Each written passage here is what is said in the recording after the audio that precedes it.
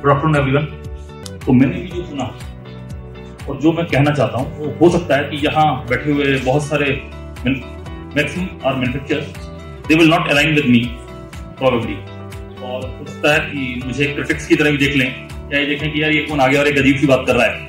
But still मैं ये समझता हूँ कि जो मैं कहूंगा अभी या जो मैं बात रखूंगा इस पे वो एसोचैम के लिए भी एक सोचने की वजह हो सकती है, एक और अलग एंगल हो सकता है और मैन्युफैक्चरर्स के लिए भी हो सकता है।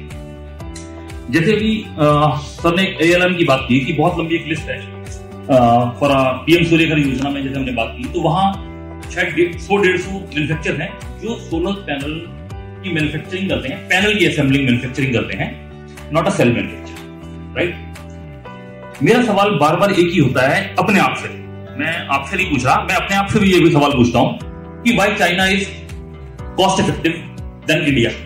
मेरा सवाल यह है कि जैसी डिस्ट्रिक्ट DCR पैनल्स की बात की गई, क्यों इंडिया के अंदर पैनल्स की कॉस्ट 10 रुपए वाट बढ़ गई? मुझे नहीं समझ आया। उसकी वजह मैं जो समझता हूं वो सिर्फ दो ही हैं, और वो ये है कि एक हिंदुस्तान में DCR सेल मैन्युफैक्चर सिर्फ 3 ही कंपनी है, इसके अलावा कोई है ही नहीं। तो आप सबको उनके पास जाना है। मैं ये जानना चाहता हूं कि वो सेल में ऐसा क्या नया लगा देते हैं जिससे उसकी कॉस्ट बढ़ जाती है। क्या इंडिया के अंदर इंपोर्ट ड्यूटी बहुत ज्यादा है? क्या इंडिया के अंदर उस रॉ मटेरियल की कॉस्ट बढ़ जाती है? तो फिर वो क्या है? यानी कि जब मैन्युफैक्चरर को एक लीड करने की जगह मिलती है तो वो प्राइस चेंज कर देता है। ये मेंटेलिटी को हमें चेंज करना होगा। जब तक हम इसको इस तरीके से नहीं सोचेंगे ना, तब तक हम ये काम नहीं कर पाएंगे जो हम बार बार कह रहे हैं कि BIS सपोर्ट नहीं कर रहा या इंडिया सपोर्ट नहीं कर रहा। मैं कहता हूं कि अगर मान लीजिए एक बहुत सिंपल सी बात करता हूं, एक आइटम हम कोई भी चाइना से लाते हैं और हम कहते हैं ये आइटम 100 रुपए की है एग्जांपल, या $1 की है। अगर वही आइटम इंडिया के अंदर $0.5 की मिलती हो और देखने में, समझने में और क्वालिटी में सेम हो, मुझे बताएं चाइना से वो आइटम आएगी क्यों? मुझे एक वजह बताएं, क्यों नहीं, क्यों इंपोर्ट होगी? उसको इंपोर्ट करना ही इसलिए पड़ता है क्योंकि हर उस आदमी की मजबूरी बन गई, क्योंकि इंडियन मैन्युफैक्चर टेक्नोलॉजी की बातें करता है, R&D की बातें करता है, लेकिन वो प्रोडक्ट को मैच ही नहीं कर पाता उस क्वालिटी से, उस टेक्नोलॉजी से, और उसके बाद वो ये होता है कि मेरे को गवर्नमेंट सपोर्ट नहीं कर रही। मैं एक एग्जांपल देता हूं, मैं बहुत छोटा मैन्युफैक्चर हूं, यहाँ जितने लोग बैठे हैं बहुत पुराने हैं, हम बहुत नए हैं। 2021 में आके हमने डिसाइड किया कि हम इंडिया के सबसे बड़े इलेक्ट्रिक व्हीकल चार्जर के मैन्युफैक्चर बनेंगे। देखिए एक सपना रात को सोते हुए, लेकिन इतना बड़ा बेवकूफाना सपना देख के होगा क्या? कैसे बन जाओगे? देखने थोड़ी होता है। तो मैंने अपनी टीम को एक ही बात बोली कि हम R&D के लोग नहीं है।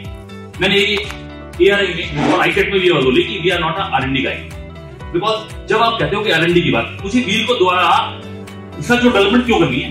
भाई व्हील बन गया एक बार, अब हम उसको ऑप्टिमाइज करते हैं और बेहतर करते हैं, एनहांस करते हैं। मुझे दोबारा उस टेक्नोलॉजी को नहीं लाना। इलेक्ट्रिक व्हीकल बन चुका,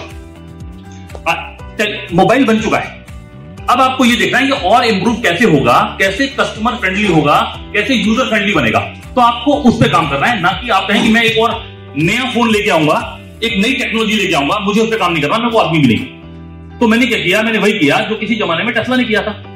मैंने दुनिया के टॉप शॉट 10 ऐसे चार्जर्स 10 बड़ी बड़ी कंपनियों से खरीदवाए और सारे मैंने अपनी टीम को बोला तोड़ दो, और हमने उसको स्क्रैप कर दिया। और स्क्रैप करके मैंने कहा इसको तोल के कीमत बता दो कितनी है।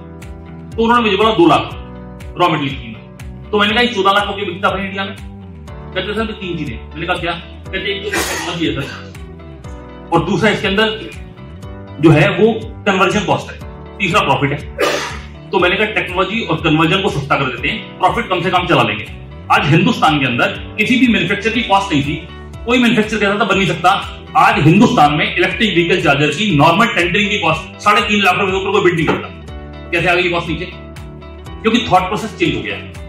आज चाइना में जो चार्जर्स आ रहे हैं ना, वो इंडिया के प्राइस से कवर हो रहे हैं। आप चाहे तो चेक करो। We have change this model, we have build the technology, we have build the capacity. तो अब मैं जिस बात पे आना चाहता हूं ये कि हम जो बात कर रहे हैं, चाहे वो पैनल की बात कर रहे हैं, चाहे वो इन्वर्टर की मैन्युफैक्चरिंग की बात कर रहे हैं, मैं कहता हूं एसोचैम को छोटी सी रिसर्च करनी चाहिए कि डिमांड और सप्लाई का गैप क्या हिंदुस्तान के मैन्युफैक्चर पूरा कर सकते हैं? क्या हम सारे मैन्युफैक्चर अपनी अपनी कैपेसिटी जो आपका दिल करे बताओ, सब टोटल करो और टोटल मंथ ऑन मंथ कितना रिक्वायरमेंट है हिंदुस्तान में, इसका गैप एनालिसिस तो करने पड़े। अगर हम वो गैप ही फिल नहीं कर सकते, जो DCR करके गलती की है वो गलती फिर होगी। आज DCR करने के बाद जितनी प्रोडक्शन वो 3 कंपनियां दिखा पा रही हैं, और जो हमारी रिक्वायरमेंट है वो 20x है। इसीलिए तो प्राइस बढ़ता है, डिमांड और सप्लाई का गैप है। अगर आज हिंदुस्तान का डिस्ट्रिक्ट कंपोनेंट के नाम पे जो सेल चाहिए, मान लीजिए उसकी कैपेसिटी 1 लाख हो और रिक्वायरमेंट 98 हो, तो प्राइस नीचे आ जाएंगे। आज प्रोडक्शन है 1 लाख की या 10 लाख की और डिमांड है 2 करोड़ की, तो प्राइस तो बढ़ेगा ही ना। तो हमें ज्यादा जरूरी यह है कि किन किन जगहों पर टेक्नोलॉजी की बातें हैं और कहां पर काम कर रहे हैं, वहां पर डिमांड और सप्लाई के गैप को पहले आइडेंटिफाई करना बहुत जरूरी है। उसके बाद उन जगहों पर हम मैन्युफैक्चरर्स को दिमाग लगाना चाहिए कि हम कैपेसिटी कैसे बिल्ड करें। If we build the capacity that things will get change. तो मेरी ये सोच है, मैं ऐसा मानता हूं और मैंने कुछ हद तक ऐसा करके देखा है, दिखाया भी है। बहुत छोटा सा आदमी, बहुत छोटी सी मैन्युफैक्चरिंग कैपेसिटी है मेरी, और मुझे लगता है कि ये शायद कुछ नया, एक नई डायमेंशन देगी सोचने के लिए हम लोगों को। हम कहते हैं बार बार स्टील का एक छोटा सा कंपोनेंट डाई मोल्ड का वहां से जो आता है वो एग्जांपल $1 का पड़ता है। इंडिया में हम वही प्रोडक्ट $1.3 का बेचते हैं। तो क्यों बेचते हैं? स्टील तो हम खुद कहते हैं इंडिया से जाता है हमारा, ये और चीजें कॉमन है। Why we are selling more? हम बार बार कहते हैं कि वॉल्यूम बहुत ज्यादा है। मैं नहीं मानता कि वॉल्यूम से बहुत बड़ा फर्क है। आप कन्वर्जन कॉस्ट को अलग करके देखिए, सब कुछ है। We have to work on our mentality, our thought process. हमें बहुत काम करना होगा यहाँ पर अगर हमें ग्लोबलाइजेशन करना है तो।